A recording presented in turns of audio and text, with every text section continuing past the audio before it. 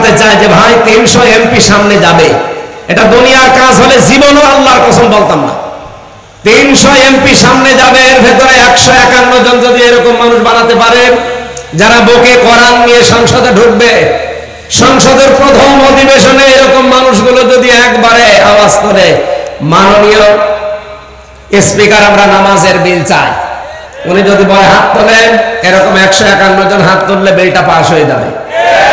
তারপরের দিন বাংলাদেশে 18 কোটি মানুষ একবারে নামাজ পড়বে। এক কথা বলেন না কেন? আপনি ওনারে ভোট দিয়েছিলেন মাত্র একটা, ওনার কারণে যদি নামাজের বিল বাংলাদেশে কায়েম হয়, 18 কোটি মানুষ নামাজ পড়লে প্রতিদিন যে সওয়াব হয়, আপনি একটা ভোট দিয়ে ওই সওয়াব পাবেন।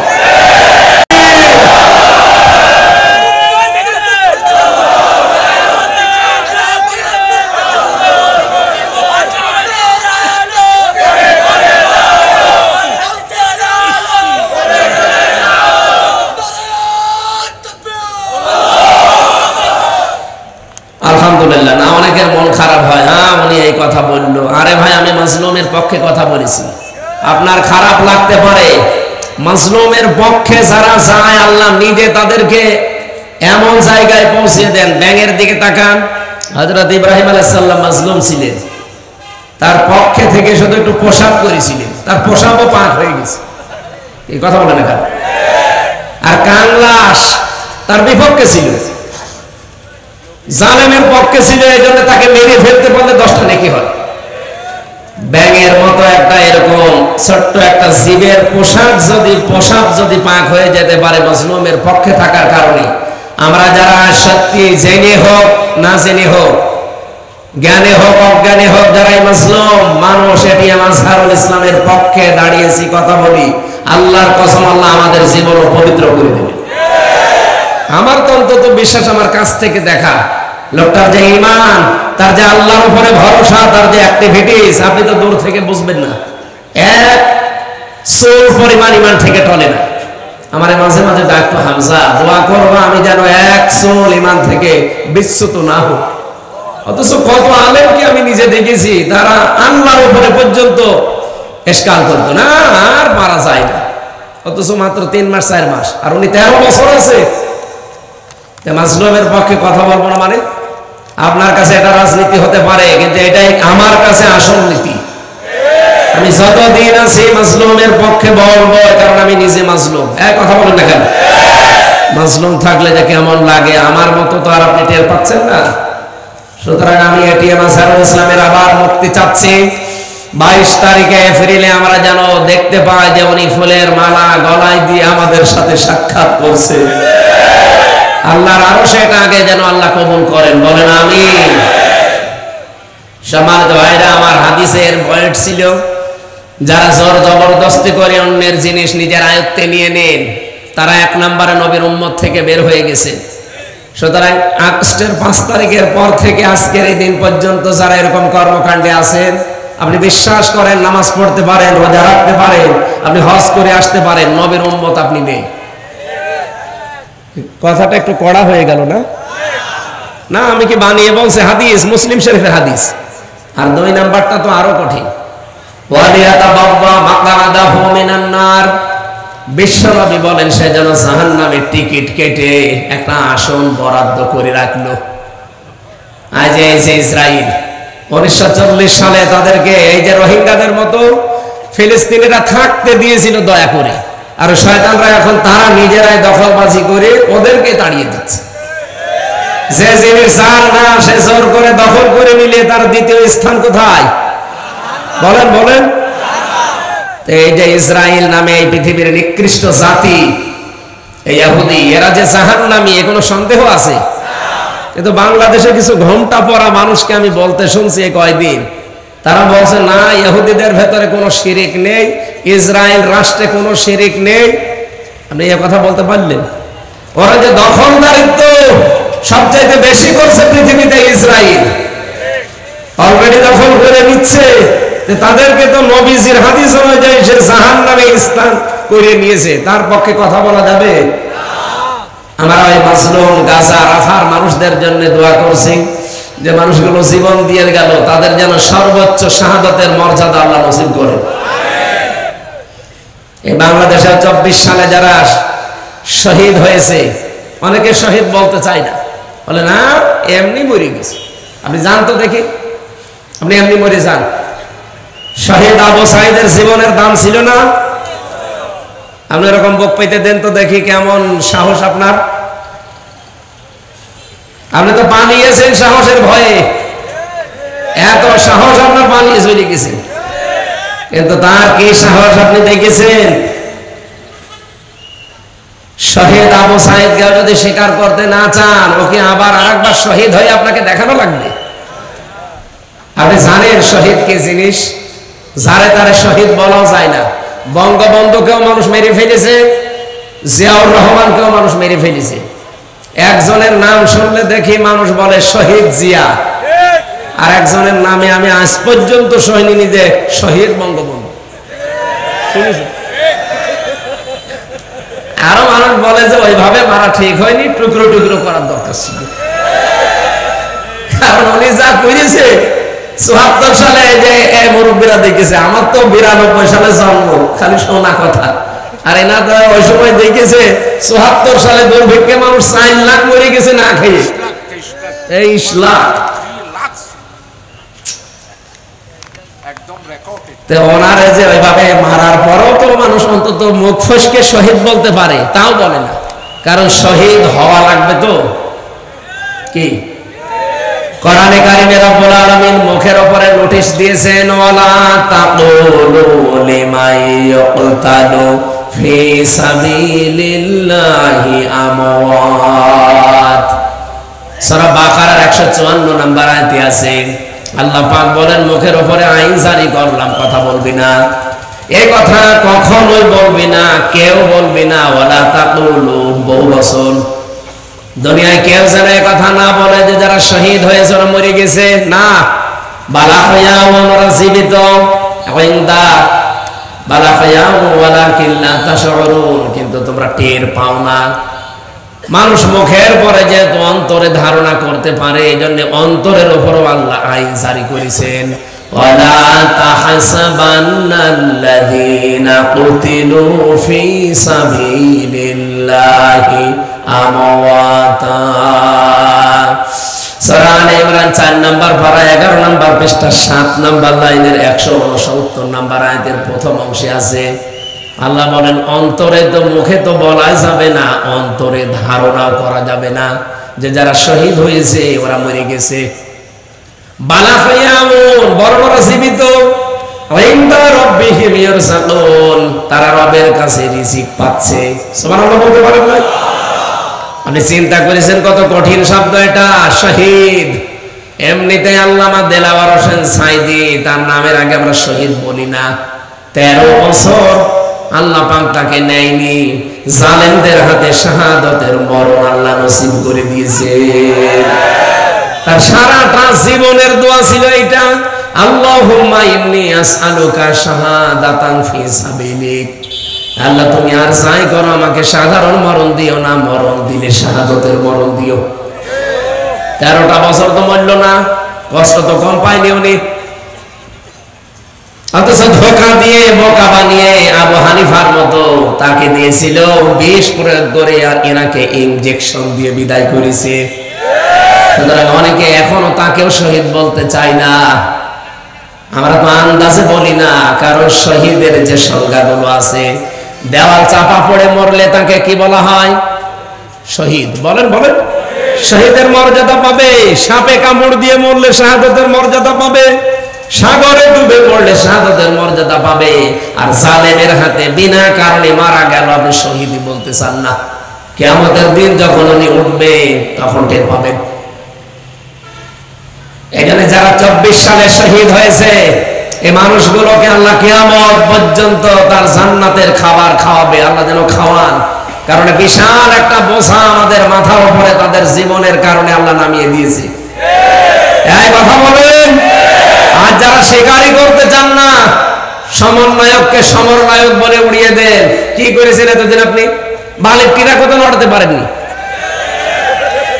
বালিক টিরাক নড়াতে পারে না, আর এদের জীবনের মূল্য দিতে চাই না। কয়েকজনকে দেখছি তারা খুব লাফালাফি করছে, বিশেষ করে কিশোরগঞ্জের ফজু পাগলা আর চাপাই নবাবগঞ্জের দুই চাপাবাজ আছে স্বামী স্ত্রী। এদের কোনো কাজ নেই, এদের কাজই শুধু জামাত ইসলাম আর শিবির। আমার মনে হয় ঘুম থেকে উঠে এই স্বপ্ন দেখি। কয়েকদিন আগে পাবনা গিয়েছিলাম, যে দেখি পা গলার বেশি নেই, সব বের হয়ে চলে গেছে। আমার মনে হয় এগুলোকে ভরা দরকার, এগুলো ওখানে ভর্তি করে এত বড় বড় ইনজেকশন দেওয়া লাগবে, তখন টের পাবে যে কি হচ্ছে।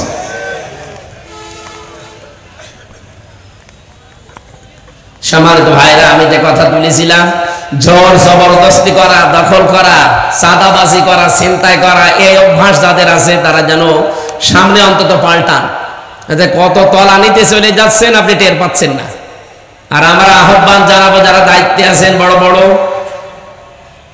এই মানুষগুলোকে যারা পাগলামি করছে এদেরকে থামান। আর এরা পাগলামি করছে কেন আমরা তাও জানি। সুতরাং পাগল কেউ যদি পাগল হয়ে যায়, খেপে যায়, তারে আমরা দেখি কুকুর খেপে গেলে কি করে, এত বড় ইনজেকশন দিয়ে মেরে ফেলে। আমার মনে হয় এদেরকেও যদি এরকম কিছু দেওয়া যেত, অন্তত এরকম পাগলামি আর করতো না। কত বড় কথা। আমি শামসুল ইসলাম সাহেবের, শাহজাহান সাহেবের পক্ষে যদি কথা বলি, ভোট চাই, আমি ওনার পক্ষে না, আমার ওনার সাথে রক্তের সম্পর্ক নেই, সম্পর্ক একামতে দিনের। আমি সারা দেশে কোরআনের পক্ষে ভোট চেয়েছি, এটা নাকি আমার অপরাধ হয়ে গেছে। উনি আমার নিয়ে বক্তব্য পর্যন্ত দিয়েছে হারুন সাহেব আর ওনার স্ত্রী, যে না, কোন ইমাম, কোন আলেম এই দেশে কোন ব্যক্তির পক্ষে ভোট চাইবে না। আমি ব্যক্তির পক্ষে চাই না। উনি যদি আল্লাহর আইনের বাইরে থাকতো, উনি আমার বাবা হলে ওনার কথা আমি জীবনও বলতাম না। আমি তো বলি আল্লাহর কথা, ইন্নাল্লাহা ইয়ামুরুকুম আন তুআদ্দুল আমানাতি ইলা আহলিহা।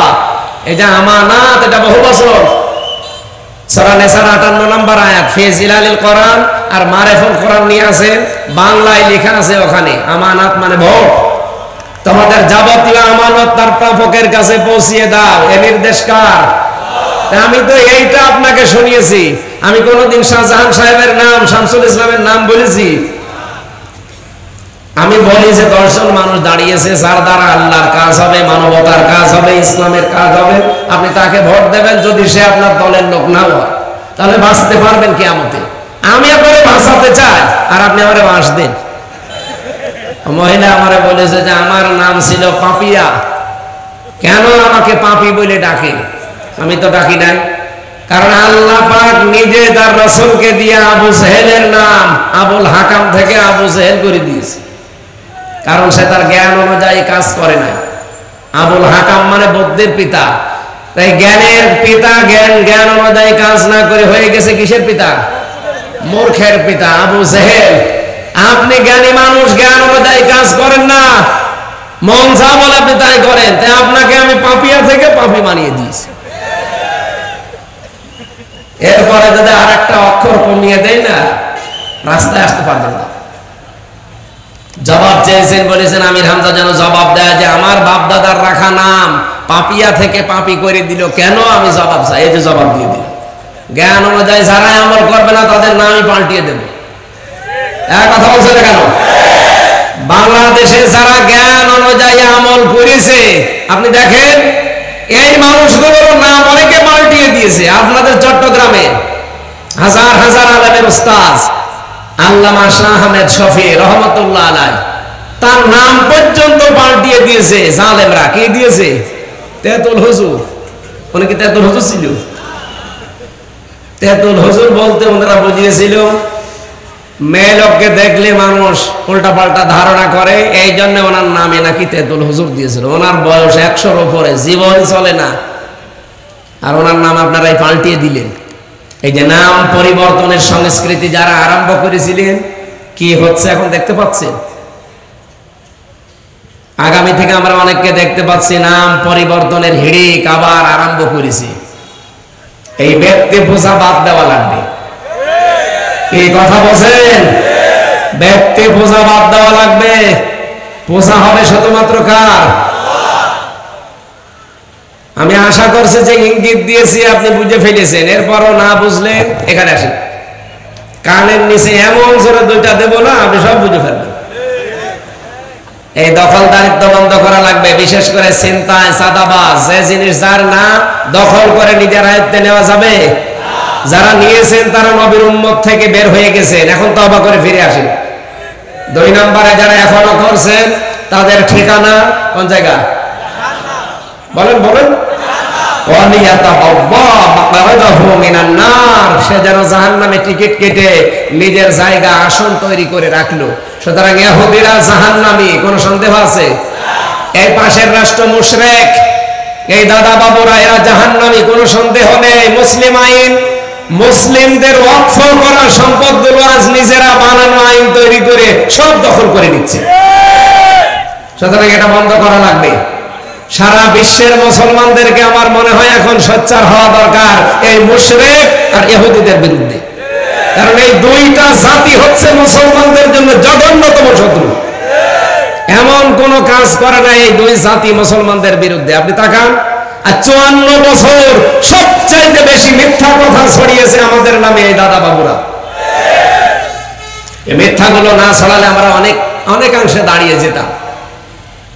এই 8 মাসে অন্তত যতটুকু এসেছে, আর কিছুদিন যেতে দেন, আমার যতটুকু বিশ্বাস দেশটা দাঁড়িয়ে যাবে যদি এর সাথে ইসলাম যোগ হয়। কথা বলেন না কেন? আমরা তো ওইটাই বারবার জানাতে চাই যে ভাই 300 এমপি সামনে যাবে, এটা দুনিয়ার কাজ হলে জীবনও আল্লাহর কসম বলতাম না। 300 এমপি সামনে যাবে, এর ভেতরে 151 জন যদি এরকম মানুষ বানাতে পারে যারা বুকে কোরআন নিয়ে সংসদে ঢুকবে, সংসদের প্রথম অধিবেশনে এরকম মানুষগুলো যদি একবারে আওয়াজ করে, মাননীয় স্পিকার আমরা নামাজের বিল চাই, উনি যদি বলে হাত তোলেন, এরকম 151 জন হাত তুললে বিলটা পাস হয়ে যাবে। তারপরের দিন বাংলাদেশে 18 কোটি মানুষ একবারে নামাজ পড়বে। কথা বলেন না কেন? আপনি ওনারে ভোট দিয়েছিলেন মাত্র একটা, ওনার কারণে যদি নামাজের বিল বাংলাদেশে কায়েম হয়, 18 কোটি মানুষ নামাজ পড়লে প্রতিদিন যে সওয়াব হয়, আপনি একটা ভোট দিয়ে ওই সওয়াব পাবেন। এটা রাজনীতি হয় কি করে? এটা ধর্ম ব্যবসা হয় কি করে? এটাই তো আসল নীতি। আপনার মতো মানুষকে দিলে আপনি জীবনে নামাজের বিল পাবেন? আপনি বলবেন আমি বাবা খাবো।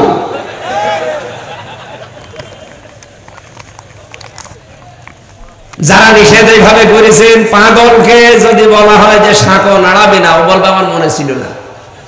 সুতরাং আপনি শুধুমাত্র চাঁপাইনবাবগঞ্জে না, শুধু কিশোরগঞ্জে না, সারা বাংলাদেশের 56,000 বর্গ মাইলের প্রতি ইঞ্চিতে আমারে নিষেধ করেন তো আপনি। আমি ইসলামের পক্ষে, মানবতার পক্ষে, আর যাদের একামতে দিনের সাথে সম্পর্ক আছে তাদের পক্ষে আমি ভোট চাইবই। কে নিষেধ করবেন? আসেন, আমার মাইক কেটে নিন। কোন মায়ের দুধ খেয়েছেন আমি দেখতে চাই। আমি কয়েকদিন পরে চাঁপাইনবাবগঞ্জ যাব। এই যে 22 তারিখে চাঁপাইনবাবগঞ্জে আছে, আমি ওপেন চ্যালেঞ্জ দিচ্ছি, ওখানে আমি নুরুল ইসলাম বুলবুলের পক্ষে ভোট চাবো, কারণ সে একামতে দিনের কর্মী। উনি যদি অন্য দলের কর্মী হতো আমি জীবনও ভোট চাইতাম না। আমি চাই কারণ একামতে দিনের কর্মী সে একজন। কথা বলেন না কেন? আমি এই লোকটার পক্ষে কথা বলছি কারণ সে একামতে দিনের কর্মী। উনি যদি নৌকা মার্কা নিয়ে দাঁড়ায়,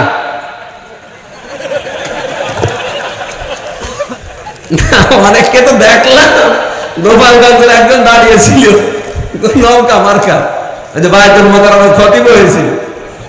এরকম একটা জালেমা মহিলাকে নাম দিয়েছে কওমি জননী। নৌকা মার্কা নিয়ে দাঁড়াইলেন, আপনি যদি কুকুর মার্কা নিয়ে দাঁড়াইতেন তাও পাস করতেন। জীবনটা নষ্ট করে দিয়েছে। ওনার নামে ওই দিন জেলখানায় 76 জন আলেম আমরা সব একযোগে বদদোয়া করেছি, যেই দিনে এই জালেমা মহিলাকে কওমি জননী নাম দিয়েছে। আল্লামা মামুনুল হক সহ যত আলেম আমরা ছিলাম, কইল কিও, হ্যাঁ, কওমি মাদ্রাসা নামে এটা ডুবিয়ে ফেললো একেবারে। এখানে আসতে আমার তো বহুবার বাধা দিয়েছে আল্লাহর এক ওলি। কোথায় আছে? আজকে আসেন তো, মাইক কেড়ে নেন, আজকে আসেন। আমি এখানে সহাদা নাকি আছে, সহাদা সদাহা, ওই জায়গায় এসেছিলাম, আমার কথা বলতে দেননি, মাইক কেড়ে নিয়েছেন। আজকে এসে আমি মাইক ছেড়ে দিচ্ছি, কেড়ে নেন একটু। হ্যাঁ, বন্ধ করে দিয়েছে। শুধু এখানে না, আমার 100টা মাহফিলের মনে হয় 99টা বন্ধ হয়ে যেত। এখন 100টায় হচ্ছে, আরো 120টা হচ্ছে।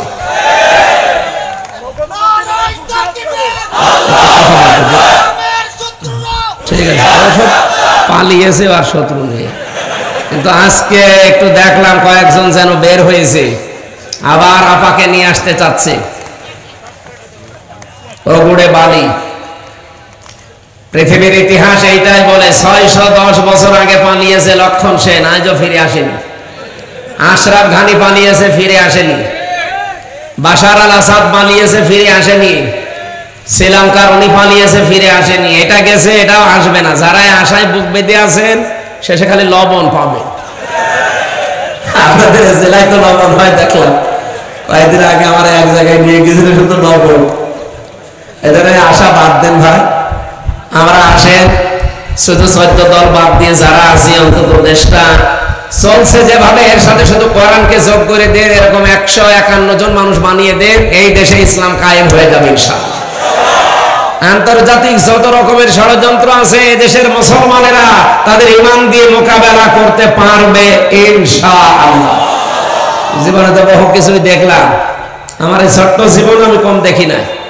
আমি শুধু শুনেছি আর দেখেছি। বাবা চালিয়েছিল, শুনলেন না? স্বামী চালিয়েছিল, চাচা চালিয়েছে, 9 বছর 10 বছর জেল খেটেছে। স্বামী চালিয়েছে, আপা চালিয়েছে, ববু চালিয়েছে, ভাবিও চালিয়েছে। শুধু এখন বাকি আছে কোরআন শরীফ দিয়ে দেশটা চললে কেমন দেখা যায়। এটা একটু দেখতে চান না? আর একটু মনেও লাগে না যে দেখি কেমন লাগে? এটা আবার দেখা লাগবে ইনশাআল্লাহ। আলহামদুলিল্লাহ, আমরা বিশ্বাস এবার আল্লাহ দেবে। আর এবার যদি ভুল হয় না, 100 বছরের সুযোগ আল্লাহ আর দেবে না, কারণ বারবার আল্লাহ সুযোগ দেয় না। এই জন্য বারবার বলছে যে এরকম মানুষ 151 জন পাঠিয়ে দেন, দেখেন দুনিয়া মিনি জান্নাত হয়ে যাবে বাংলাদেশটা।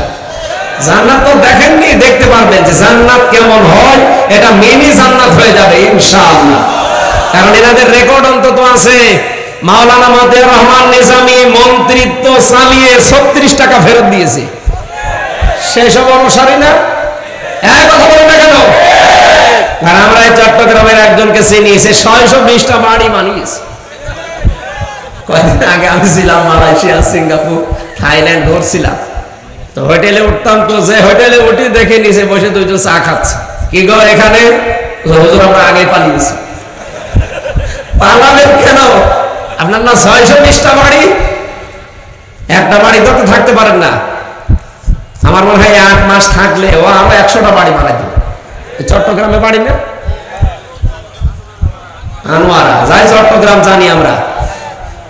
কত বাড়ি লাগে আপনার? আমার একটা বাড়ি কুষ্টিয়ায়, বাবার বাড়ি, তাই আমি থাকতে পারি না। আর হাসিনা তো 3 বছর থাকতেও দেয়নি, রেগেছে একেবারে সেই ফাঁসির কন্ডেম সেলের ভেতরে। আর আপনার 620টা বাড়ি।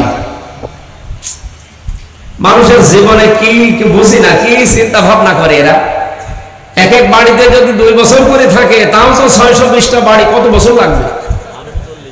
1240 বছর।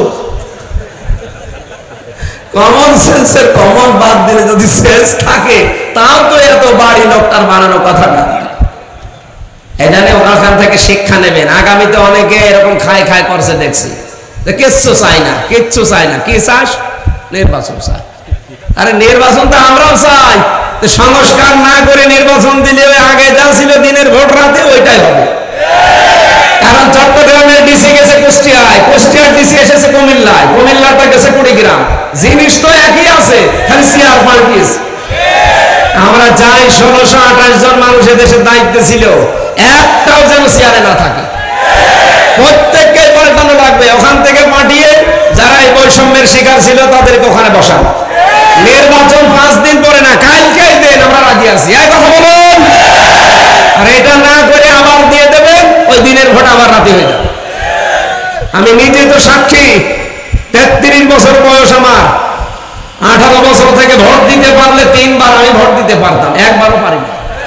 তার মানে দেশে ভোট হয়েছে? জীবনে যে ভোট কেমন করে দেয় তাই তো জানি না।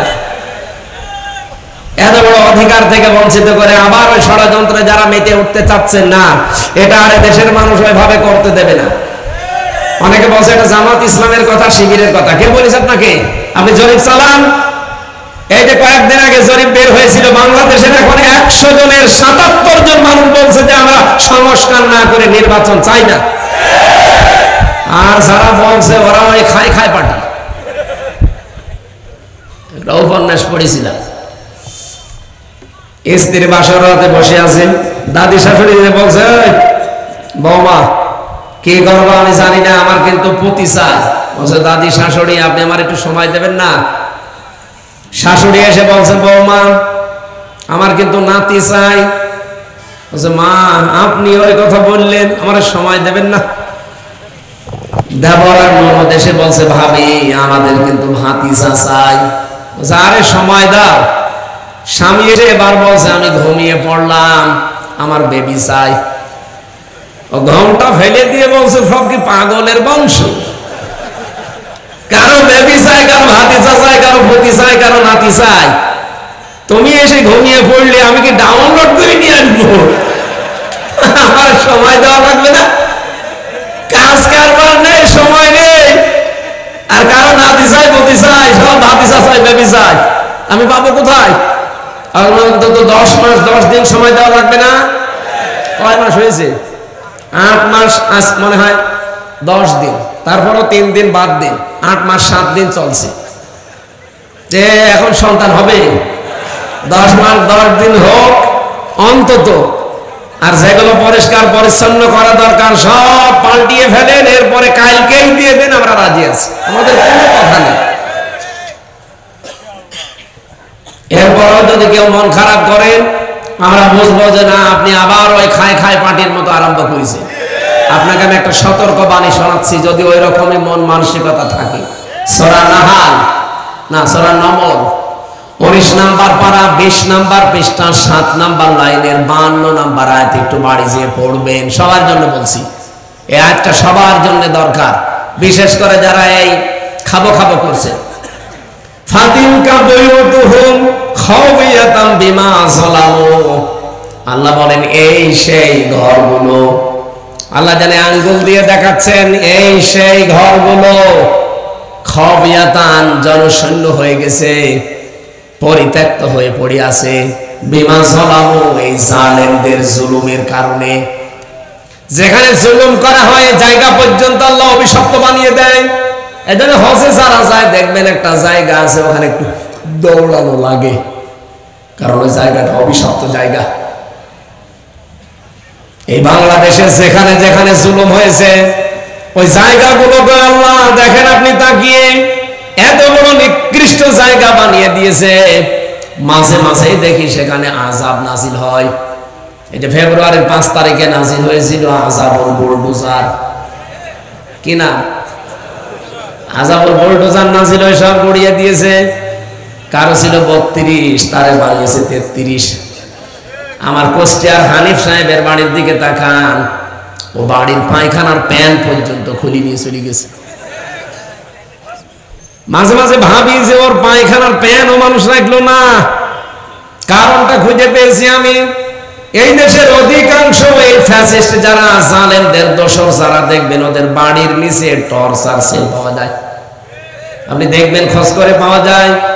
কারণ আমি বলেছিলাম যে খাওয়ায়াতান বিমা যালামু, যেখানে জুলুম হয় ওই জায়গাটা শুধু আল্লাহ উজাড় গৃহ বানিয়ে দেয় না, ওই জায়গাকে আল্লাহ অভিশপ্ত বানিয়ে দেয়।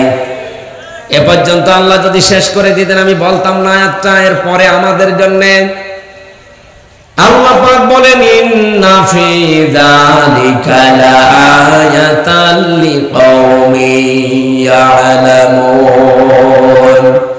এখানে ইন্না দিয়ে আয়াত শুরু আর লামে তাকিদ মাঝখানে আছে। যারা আরবি গ্রামার বোঝে জিজ্ঞাসা করেন, ইন্না ফি যালিকা লাআয়াতান, আল্লাহ গ্যারান্টি দিয়েছেন 2 বার। অবশ্যই অবশ্যই এর ভেতরে শিক্ষা আছে যারা জ্ঞানী তাদের জন্য। কি শিক্ষা এর ভেতরে? আয়াতের জবাব দিয়েছেন আল্লাহ সূরা আনাম 44 নম্বর আয়াত 7 নম্বর 12 নম্বর পৃষ্ঠার 4 নম্বর লাইনের প্রথম অংশে আছে, ফাকুতিবা দাবিরুল কওমিল্লাযীনা যালামু আল্লাহ পাক বলেন জালেমদের শিকড় কাটা হয়ে গেছে। কেটেছে কে? না না, এটা মসউলের ফাইল জানা নেই, কর্তা কে কেউ জানে না। আপনি সারা বাংলাদেশে জালেমদের বাড়ি ঘরের দিকে তাকান, এই এলাকার খবর আমি জানি না, আমার কুষ্টিয়ার দিকে তাকান, ইনুর বাড়ি, হানিফের বাড়ি, কামারুলের বাড়ি, বাড়ি আর বাড়ি নেই, মনে হচ্ছে মরুভূমি হয়ে গেছে। তো কোন লোকে বলেন? না না, কে করেছে কেউ জানে না। ঈদ পর্যন্ত খুলে নিয়ে চলে গেছে, কে নিয়েছে? আল্লাহ বলেন মসউলের ফাইল জানা নেই। আপনি যে সামনে কারোকে ধরবেন, লোক পাবেন কোথায়? কিন্তু কে করেছে কেউ জানে না। এ বুদ্ধি কার? আর জোরে বলেন। এই জন্য বলছি, আগামীতে কোন মানুষ যদি এরকম সেন্স থাকে যে আগামীতে আবারও এরকম অবৈধ সুখ ভোগ করবেন। গতকালকে আমার মাহফিল যেখানে ছিল কুতুবদিয়া, আমি ওখানে হামিদুর রহমান আজাদ সাহেবকে শুনিয়েছিলাম, যারা পৃথিবীতে অবৈধ সুখ ভোগ করে একটা, তার জন্য দুনিয়া আখেরাতে কমপক্ষে 70টা দুঃখ আল্লাহ রেডি করে রাখে। এটা আছে সূরা আলাম নাসরার 5 এবং 6 নম্বর আয়াতে, ফাইন্না মাআল উসরি ইসরা। এজন্য এই উসরুনের আগে দেখবেন আলিফ লাম আছে, আর ইসরার আগে আলিফ লাম নেই। একটা মারিফা, একটা নাকেরা। তাফসিরে ফি জিলালিল কোরআনে সাইয়্যিদ কুতুব লিখেছেন, পৃথিবীতে কেউ যদি একটা অবৈধ সুখ ভোগ করে, একটা অবৈধ আনন্দ পায়, এদিকে তাকান, একটা অবৈধ আনন্দ ভোগ করে, দুনিয়ায় সুখ ভোগ করে অবৈধ, তাহলে কমপক্ষে দুনিয়া আখেরাতে তার 70টা দুঃখ ভোগ করা লাগবে। বলেন তো 15.5 বছরে যারা দায়িত্বে ছিল, হাসিনা সুখ পায়নি? সুখটা কি বৈধ না অবৈধ? বলেন বলেন। এই অবৈধ সুখ যারাই পেয়েছে, তার সাথে কমপক্ষে 70টা দুঃখ তাদের কপালে আছে। কোরআন শরীফ মিথ্যা হবে? বাংলাদেশে বিশেষ করে কক্সবাজারে, চট্টগ্রামে, পতেঙ্গা, এই সমস্ত এলাকাতে যারা বিভিন্ন জেলা থেকে, বিভিন্ন জায়গা থেকে আসেন, এসে বিভিন্ন সুখ পান, সব সুখ তো বৈধ সুখ না, অবৈধ সুখও আছে। আপনি কক্সবাজারে যান, পতেঙ্গা যান, কত মানুষ বাংলাদেশের বিভিন্ন দিক বিভাগ থেকে এসেছে, জায়গা থেকে এসেছে, বউ নিয়ে, নিজের বউ না, অন্যের বউ। কেউ নিয়ে এসেছে তার স্বামী, কেউ তার ভাবি, এক কথা বলছে না কেন? এদেরকে নিয়ে এসে সুখে আছে, শান্তিতে আছে না? মানে আপনি টের পাচ্ছেন? এরাও সুখে আছে, শান্তিতে আছে। আপনি কক্সবাজারে রেট দেন, হাজার হাজার লক্ষ লক্ষ পাবেন, এরকম সুখে আছে। এই সুখটা কি বৈধ না অবৈধ? মুরব্বী আছে, এই জন্য নিচে নামতে পারছি না। এই অবৈধ সুখে যারা আছেন, কমপক্ষে দুনিয়া আখেরাতে 70টা দুঃখ ভোগ করা লাগবে। সুতরাং আওয়াজ যদি শুনতে পান মিডিয়ার মাধ্যমে, তাড়াতাড়ি ওই লোকের মেয়ে, লোকের বউ, লোকের ভাবি তাড়াতাড়ি দিয়ে আসুন। আমি কি বেশি করে ফেললাম? এরকম সুখ অনেকে পাচ্ছে না। এই আসনের যিনি এমপি ছিল, উনি নিজে জানতো যে হাসিনা অবৈধ সরকার, কোন ভোটের সরকার না, তারপরও গলা বাড়িয়ে বলেছে আমি এমপি হব। হয়েছে, হয়ে কি বসেছিল? 15.5 বছরে অনেক সুখ সে পেয়েছে, অনেক শান্তি পেয়েছে। এই কথা বলছেন না কেন? এই শান্তি, এই সুখগুলো কি বৈধ না অবৈধ? আরো জোরে বলেন। এক একটা অবৈধ সুখের জন্য দুঃখ আসবে কয়টা? 70টা। তাহলে 15.5 বছরে যদি 50টা সুখ পাই, বলেন এক একটা সুখে যদি 70টা হয়, 50টা সুখ যারা পেয়েছে কত? 3,500। 3,500 দুঃখ দুনিয়া আখেরাতে মিলে আল্লাহ তাকে ভোগ করাবে, এরপরে মোমোচট করে আসবে। আর আমার মনে হয় 3,500 দুঃখ ভোগ করতে গেলে অবভোগ কবরে চলে যাবে। কথা বলেন না কেন? আল্লাহ, আমরা অবৈধ সুখ এভাবে আর পেতে চাই না। আমরা সুখ যদি পেতে চাই, বৈধ সুখ পেতে চাই। সিস্টেম অপর জায়গায় দেখুন, আল্লাহ পাকের পরে আয়াতটা আবার রিপিট করেছেন, ইন্না মাআল উসরি ইসরা। অবশ্যই কষ্টের পরে সুখ। এই পৃথিবীতে কোনো মানুষ যদি 3টা কারণে একটা করে দুঃখ যন্ত্রণা ভোগ করে, এদিকে তাকান, কেউ যদি 3টা কারণে একটা দুঃখ ভোগ করে দুনিয়ায়, কষ্ট পায়। কষ্ট কয়টা? একটা। কষ্ট কষ্ট পাবে কয় কারণে? তিন কারণে। আরো জোরে বলেন কয় কারণে? যে কোনো কারণে কষ্ট পেলে আপনি 70টা সুখ পাবেন না। কারণ ইসরার আগে আলিফ লাম নেই, ওসরের আগে আলিফ লাম আছে, এর আগে মা আছে, এর আগে ইন্না আছে, এর আগে ফা আছে। এতগুলো শব্দ আল্লাহ দেওয়া লাগতো না। কত বড় গ্যারান্টি দিচ্ছে, একটা যদি কেউ দুঃখ ভোগ করে দুনিয়ায় তিনটা কারণে, মাস্ট বি তাকে আমি 70টা আনন্দ দুনিয়া আখিরাত মিলে দেব। হাসিনাও কিন্তু দুঃখ পেয়েছিল, কষ্ট পেয়েছিল, কিন্তু তার কষ্ট এই তিন কারণের এক কারণেও না। কোন কারণ? এক নম্বরে আপনাকে কষ্ট যদি পাওয়া লাগে আল্লাহর কারণে, দুই নম্বরে রাসূলুল্লাহর কারণে, তিন নম্বরে মানবতার কারণে। এই তিন কারণে যদি দুনিয়ায় কষ্ট পেয়ে থাকেন, একটা সুখ পাবেন কয়টা? বলেন বলেন। আমরা যারা 15.5 বছরে অন্তত 10টা কষ্ট পেয়েছি। আমি তো নিজে প্রতিদিন এক একদিন আমার জেলখানায় মনে হতো যে 1 বছর করে যাচ্ছে। কারণ সে কষ্টে ওরা রেখেছিল আমারে, খাবার দাবারও দিত না। আমার শরীরের মাথা চুল থেকে শুরু করে পায়ের তালু পর্যন্ত এমন কোন 1 ইঞ্চি জায়গাও বাকি নেই যেখানে জালেমরা টর্চার করে নাই। এই জন্য আমি বসতেও পারি না, যে কাঠের চেয়ারে। একটু পরে ব্যথা হয়ে যায় পেছনে। শরীরে আমার কিছু রেখেছে, সব শেষ করে দিয়েছে। যে এক একটা দিন আমার 1 বছরের মতো কষ্ট দিলেন আপনারা। যোগাযোগ বিচ্ছিন্ন করে দিয়েছিল পুরাটা। বাইরে কে আছে না আছে আমি জানতামই না। আমার দাদা মরে গেছে আমি জানি না, আমার নানি মারা গেছে আমি জানি না, আমার এক চাচাতো ভাই মরেছে জানি না, এক শালা মরেছে জানি না। বাইরে এসে শুনলাম ওরা আর কেউ নেই, অথচ কেউ আমার জানায়ও নি। এত কঠিন অবস্থায় রেখেছিল, তে আমি কষ্ট পাইনি? বলেন বলেন।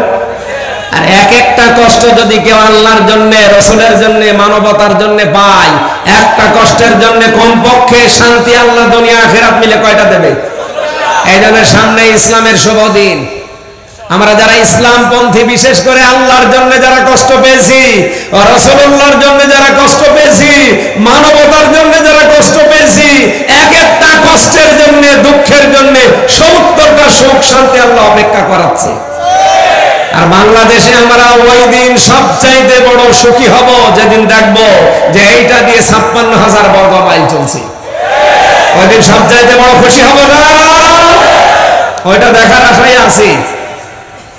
আল্লাহ তুমি যাই করো, অন্তত এইটা দেখার তৌফিক দিও, তারপরে মরণ দিও, যেন দেখে বলতে পারি যে বাংলাদেশের 56,000 বর্গ মাইল পুরাটা আল্লাহর এই কালামের 500 আইন দিয়ে চলছে। আর এইটার জন্য এই মানুষগুলো লাগবে। খুব বেশি না, মাত্র 151 জন আমরা এবার পাঠাতে পারবো না ইনশাআল্লাহ সারা দেশ থেকে। সারা দেশের মানুষকে আহ্বান জানাচ্ছি, কথা মেনে নেন, ভাগ্য খুলে যাবে। আলাল আখিরাতু খায়রুল লাকা মিনাল উলা। হে নবী, আপনার আগের চাইতে পরে ভালো। তার মানে আগে যাই গেছে গেছে, সামনে আমাদের শুভ দিন। কথা বলেন না কেন? বলেন বলেন। আলা সাউফা ইউতিকা রাব্বুকা ফাতারদা।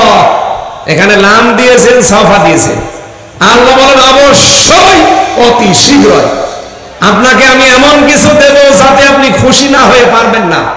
সুতরাং সেই দিবস, সেই দিন দেখার আশায় আছি, খুব বড় আশা নিয়ে বসে আছি।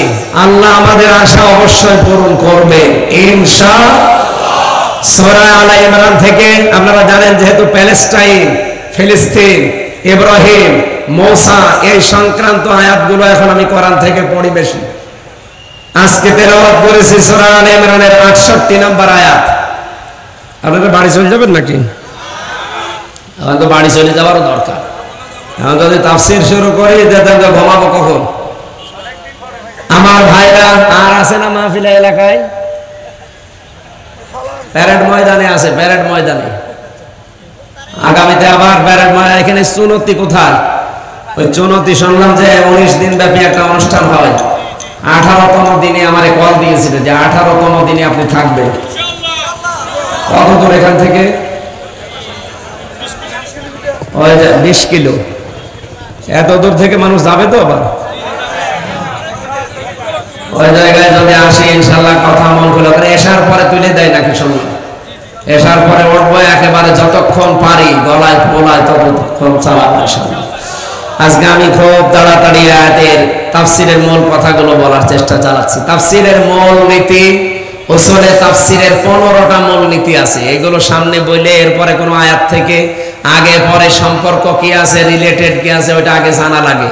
একটা আয়াত থেকে তাফসির করলে বোঝা যায় না।